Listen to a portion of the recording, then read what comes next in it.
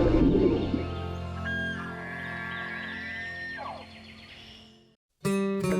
Afield. Every week, Kentucky Afield brings you features on hunting and fishing across the state. What a nice fish. It's an opportunity to hopefully get that bird in the lake. Hey, we got another one over here. There he is. Ooh, a nice one too. Boy, he's healthy.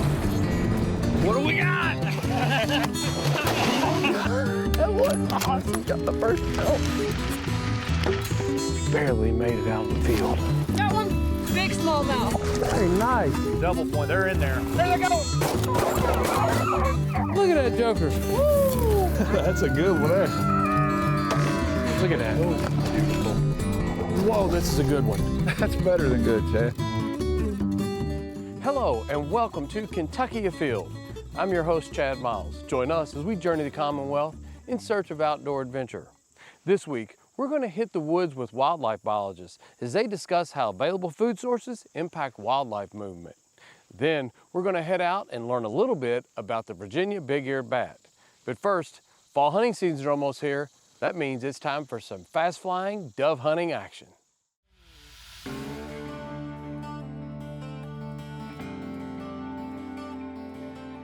It's September the 1st, and as usual on September the 1st, it's hot. But if you're an outdoors person here in the state of Kentucky, you know exactly what that means. September the 1st, always the opening day of dove season here in the state of Kentucky.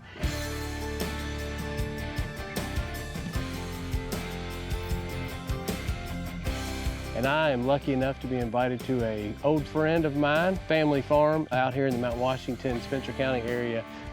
And we've got a good old-fashioned dove shoot going on. He's got quite a bit of habitat planted out here, a lot of sunflowers, and he's been seeing quite a few birds sitting down and waiting for them to come. They ought to be any minute now. It's time to get loaded up.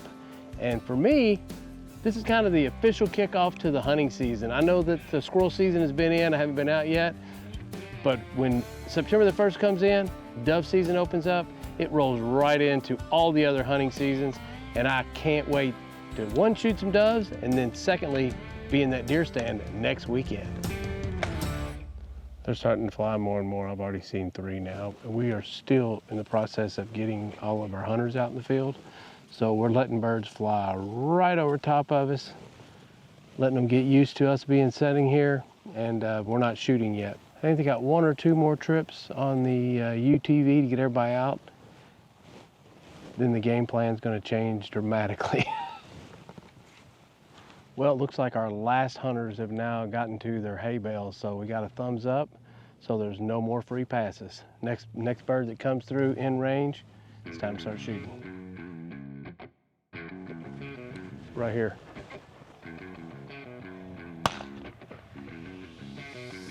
That was a good shot.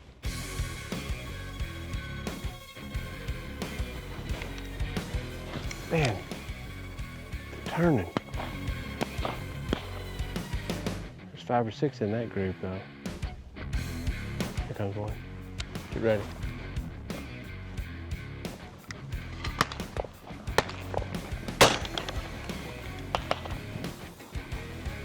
Well, first dove of the year.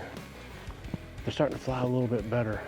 We've been seeing them skirting and now they're kind of crossing the field, so hopefully it's about to get real good. There we go. I tell you what, if you've never dove hunted, it's a lot of shooting, it's a lot of fun, a lot of friendship, and they're also fantastic on the grill. So the limit here is 15, so we got a lot of room to make up. This is number 1. Oh look, I got one on the fence right there. Came in and took my seat while I was retrieving my bird. A bird literally flew in and landed right here. As I was walking back up, when the bird come off the wire, it went lower. Because this hillside is rolling, even though a bird looks like it's the appropriate height off the ground, you gotta be very cautious in the direction you're shooting. That shot would have been right toward that couple setting down there. I've got perfect avenues to shoot this way or this way. There's no reason for me to ever need to take a shot dead left or right unless it's straight above me.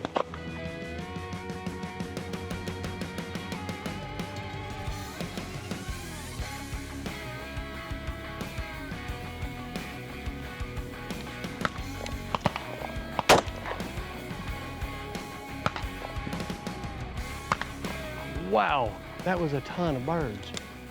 They're starting to really come up and fly right now.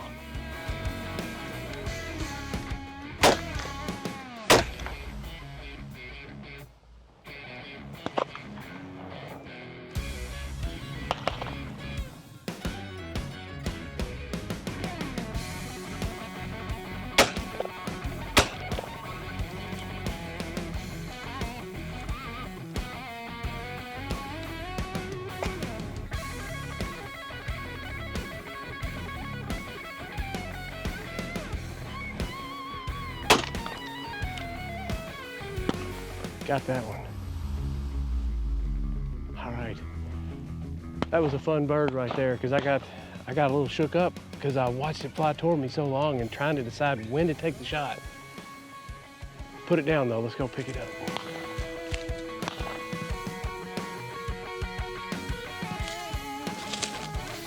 Oh man, I have birds just fly right over me. Had my decoy out. Brought them right in.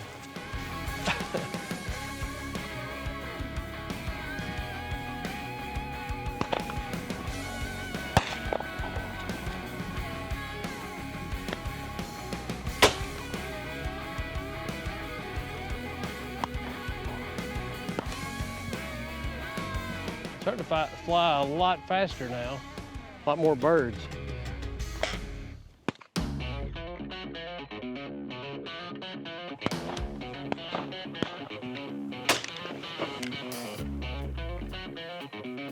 Got him.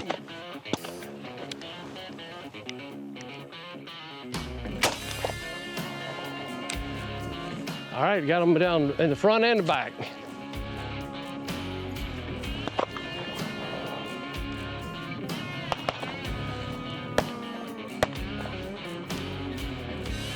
Nice job. Coming to you.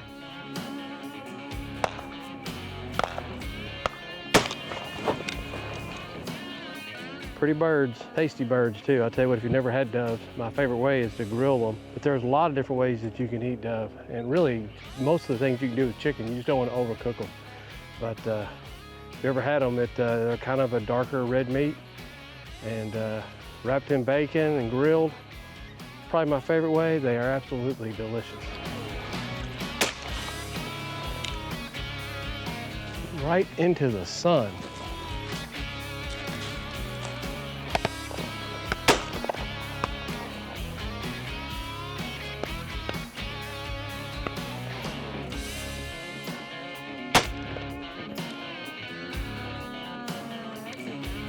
Oh, okay.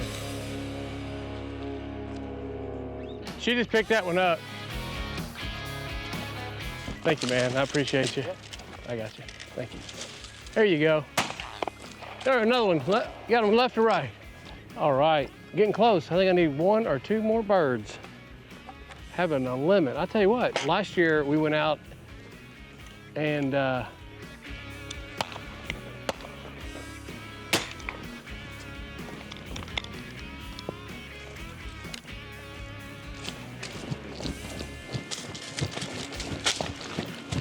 come here.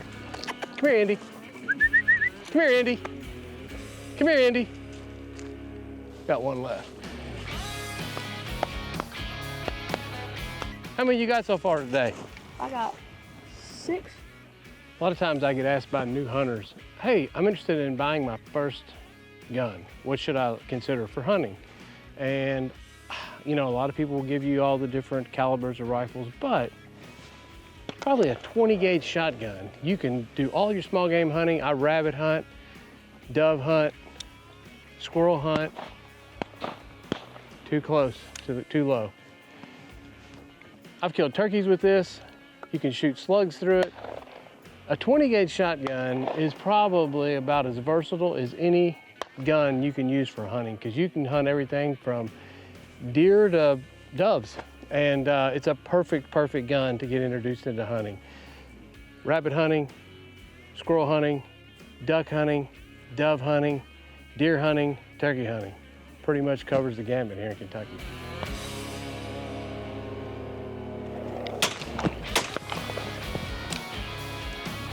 Let's grab that bird. That's number 15.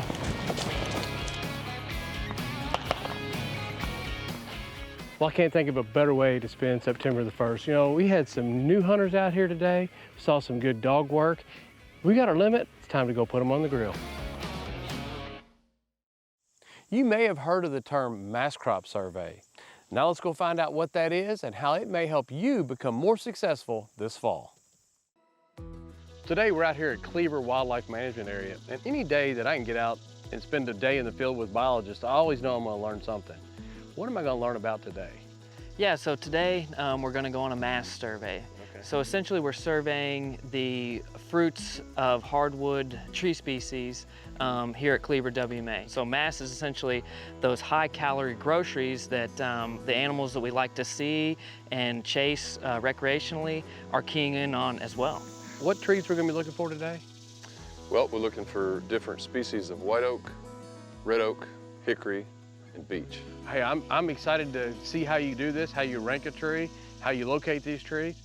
Let's take off. Let's take a walk through the woods. Hey, I can't think of a better way to spend the day to walk through the woods and learn a few things, and hopefully put that to use to make yourselves a better hunter this fall. Exactly, Absolutely. yeah. Let's do it.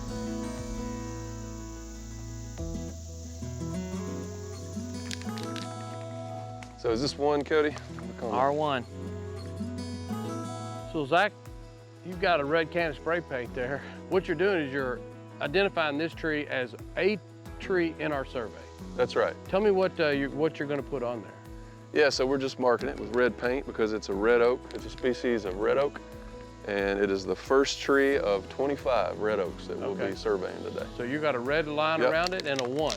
Yep, so we often put these metal tags on the trees, but as you can see, this one's been plinked a few times with the 22, and they wear off over time. So obviously this is on a wildlife management area where we're able to do this for research purposes, but this one's already painted, but we touch them up, and we use different color paint for the different species. So red for red oak, that one's pretty obvious. So if you're on a WMA and you're spending some time hunting and you see a red line around it, you're looking at a red oak. That's right.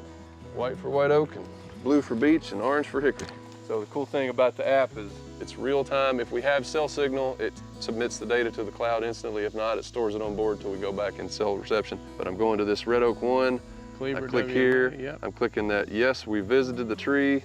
I'm going to update the location information. Then I can hit update, and now better accuracy. My phone is more accurate than GPS's were back then. That's awesome. So now that is good, and the tree's alive.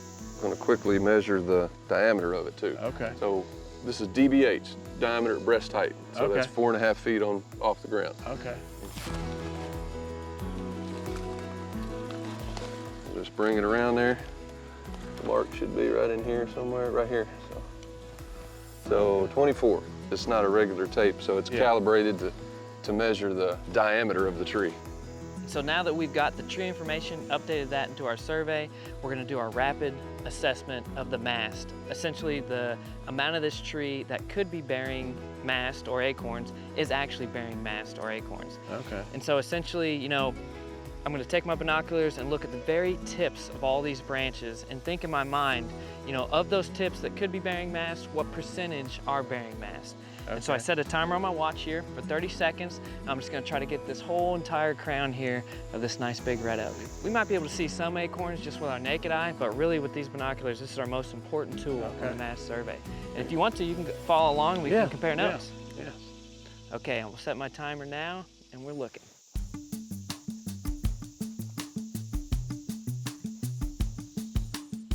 Okay, we're done.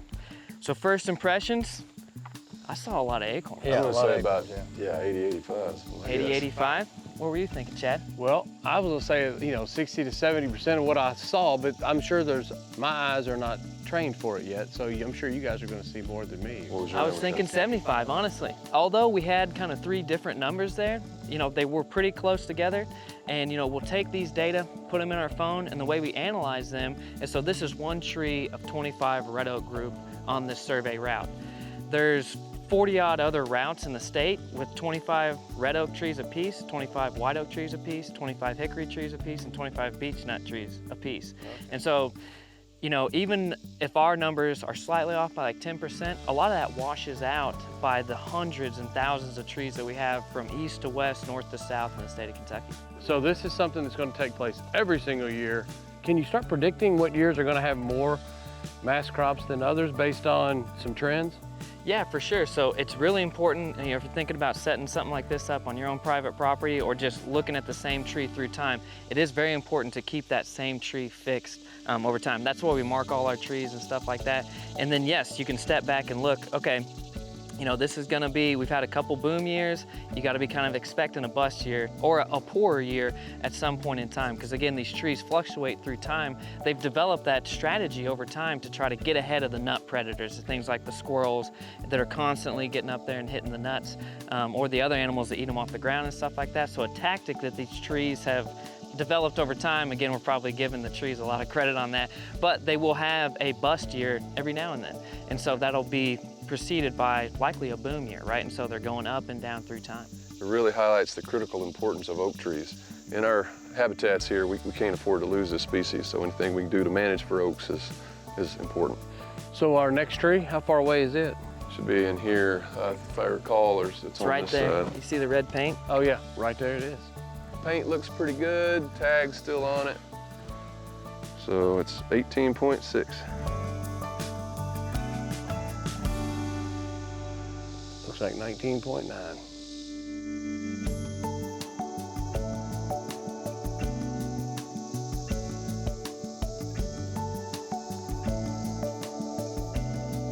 $15.8.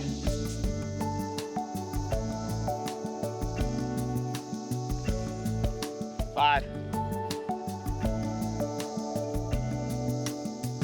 Well, guys, I know you're much quicker at doing this when you don't have company, so I appreciate you kind of showing me exactly what you're doing. I'm gonna let you guys finish out your survey today, but tell me, obviously it's very beneficial for you guys because you're managing forests for a long period of time.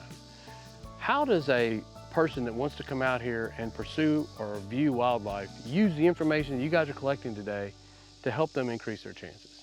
I would say it could be a really good way to get to know your property, what you've got on it. You know, if you've not walked around, take some time and identify some oaks and hickory trees, beech trees if you've got them. And that's part of the fun, I would say, is, you know, getting familiar with the property and finding where the good trees are and maybe let that inform where you go hunting. So if you wanted to find this information specific to a WMA that you hunt, it's located where at? Yeah, that's a great question, Chad. So Zach and I will go back after all the statewide surveys are done and run a whole bunch of analyses to try to represent the data in a way that's useful to sports people. And so some of those ways that we do that, first of all, we put all that stuff on our website, fw.ky.gov. Just search Mast survey, and this report will be there. And so find a WMA that's close. Either the WMA you want to hunt could be on there, or a WMA that's close to where you want to go hunt. A way that I would use that if I was going to maybe pre-scout an area or something like that is I'd find my area or an area close to it on the Mast survey report, and then look and see what tree species are doing really well and what tree species are doing kind of not as good, right? And so if white oaks are bumper on Kleber WMA where we're standing right now, I would really consider, you know, identifying the white oaks and maybe going and looking at those places first when I go to scout for, say, whitetail hunting or fall turkey hunting. Well, I'll tell you what, I appreciated your time today. Hopefully next day you get to do this and it's 65 degrees outside instead of 90. But hey, the work's got to be done, and I appreciate you guys for doing it. You betcha. Thanks so much. Thank you so much. The Virginia big-eared bat is a federally endangered species that can be found right here in the state of Kentucky. And our wildlife biologists are working hard to monitor and protect them. Virginia big-eared bats are our most endangered mammal we have in Kentucky. As best we can tell from the information we have available to us, statewide there's only somewhere between 3,000 and 4,000 individuals currently. The biologists here at Kentucky Fish and Wildlife spend a lot of time managing Virginia big-eared bats. So last year, as a part of our project with Virginia big-eared bats, we discovered a new, or at least newly known to us, maternity site for the species. It's a pretty sizable site. It holds maybe a little bit over 10% of all the Virginia big-eared bats we know of in the state. We were concerned that people could unknowingly go into the cave at the wrong time of year and disturb the bats and actually cause the population to decline. So at that point, Kentucky Fish and Wildlife worked with the Daniel Boone National Forest, with U.S. Fish and Wildlife, with the Kentucky Natural Lands Trust, and with experts in actually erecting these cave gates to get the site protected using a cave gate. I need a sill, S-I-L-L, 78 inches. Yes. When I say gated, we're erecting these barriers that will allow the bat to move in and out of the cave freely, but that restricts human access. Human disturbance, and most of the time it's unknowingly disturbing these bats, can actually have a negative impact on the population. So if we get a lot of human disturbance at a cave that's used as a hibernaculum, for example, while the bats are hibernating, the humans walking around will disturb them, they'll wake up, they'll start depleting fat reserves, and they'll actually starve to death in the wintertime. In the summertime, if it's a maternity site for a species, you disturb the mothers with their pups. Sometimes the pups, if you do it the wrong time of year, are unable to fly at this time, and they can actually fall down to the cave floor to their death. So when we put these cave gates up or barriers up, it's there as a way of managing a very small number of the caves that we have in the state that are the ones that are our most important cave resources. We utilized our Kentucky Wild program to pay for a portion of the gate. And in conjunction with that, the Imperiled Bat Conservation Fund, administered by the Kentucky Natural Lands Trust, paid for a portion of the project as well. So we were able to leverage Kentucky Wild funds that are donated monies from our Kentucky Wild members to actually get this site protected. What we want to do is put in these management strategies with putting cave gates up, but then we also want to continue monitoring the sites to make sure that the populations are at least holding steady, although we would obviously prefer to have the populations increase in size. A tool that we use for monitoring populations, we can go in with thermal binoculars and monitor emergence at night and just get a count of how many bats are coming out. In order to collect the most data from a site and to really see how a population is doing, we'll use a harp trap. A harp trap is a metal frame with monofilament fishing line that you'd buy at any bait store strung vertically. And the idea is, as the bats emerge out of the cave, they kind of bump into the fishing line that we've got pulled real tight, and it makes them fall into a little cloth bag at the bottom of the trap. As soon as they hit the bag at the bottom, we have biologists on site that pull the bat out, and that's when we really start collecting some good information on, is this a site used by males or females, sometimes both? Is it a maternity site where we have both mothers and pups there? What's the reproductive condition and the body condition of the bats that we're catching? And that's when we're also able to put bands on bats so we can do these long-term data sets. That's essentially a way of marking the bat so that we can collect trend data on individuals. We're able to band these bats in the summertime. We'll go in the wintertime to do the bat counts. And as we see bats that have a band on them, we'll pull that bat, look at the band, report that, and we're able to find migration trends on species. So by attaching these bands, we're able to start getting these links between where they're spending their summers and where they're spending their winters. In addition, we're able to look year after year and see how long some of these bats live, which can actually be up to 20 years. So by not only doing the monitoring that we've talked about, but by also installing these cave gates at appropriate sites, we're able to monitor and hopefully recover the species long term. One of the things we want to make sure of is to protect the populations that we know of, and then beyond that, once we get these sites protected, then we can work into some of the habitat work that needs to happen out on the landscape to make sure that this species is recovered.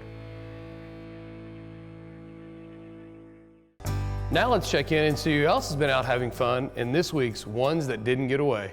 10-year-old Ben Dodd got out and took advantage of the summer squirrel season and bagged his first squirrels ever.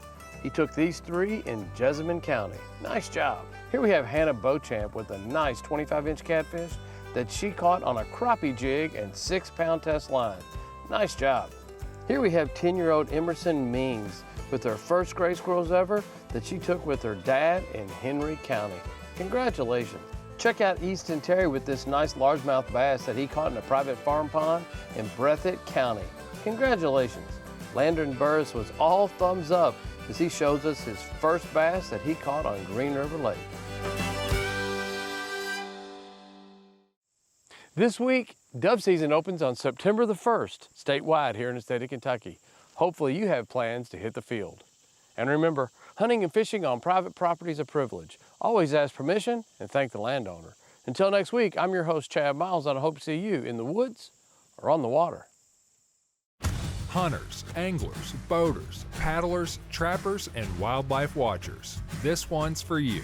We're launching regional pages across Kentucky, tailored to where you live, fish, and hunt.